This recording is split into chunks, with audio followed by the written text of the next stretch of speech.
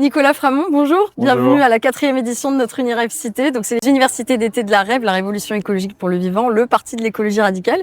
Est-ce que tu pourrais nous dire en 2 mots pourquoi tu es là aujourd'hui? Pourquoi ça t'a paru important de venir? Pourquoi je suis là? Déjà, j'ai été invité et j'aime beaucoup ce que fait la REV. Je trouve que c'est important d'apporter des idées écologistes plutôt radicales dans le débat public.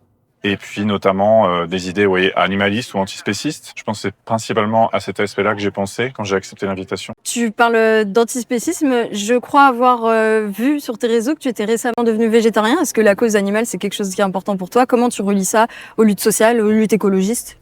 Pour moi, la cause animale, ça a toujours été quelque chose d'important, mais je pense que comme beaucoup de gens, en particulier à gauche ou en particulier dans les milieux marxistes, ça a été quelque chose que j'ai longtemps mis au second plan. J'avoue être un total débutant en la matière, et donc en venant ici, c'était aussi une façon de me pencher sur ces sujets-là, et sur lequel je travaille pour un article que j'espère le plus clair et synthétique possible pour Frustration sur ces sujets-là. Tu es venu aujourd'hui pour nous parler justement de la réduction du temps de travail. Bon, la réduction du temps de travail, c'est un sujet historique central du mouvement ouvrier.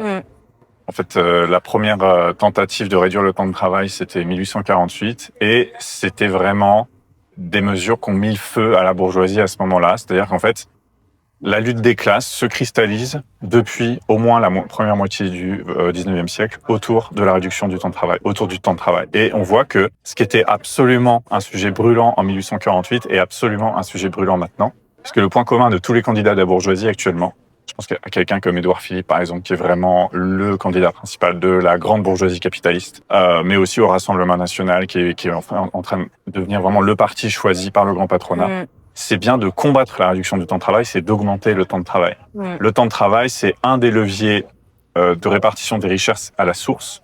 C'est un des leviers d'augmentation de l'exploitation ou de réduction de l'exploitation. Donc en fait, c'est une question absolument centrale, historiquement centrale du mouvement ouvrier, du travail en général.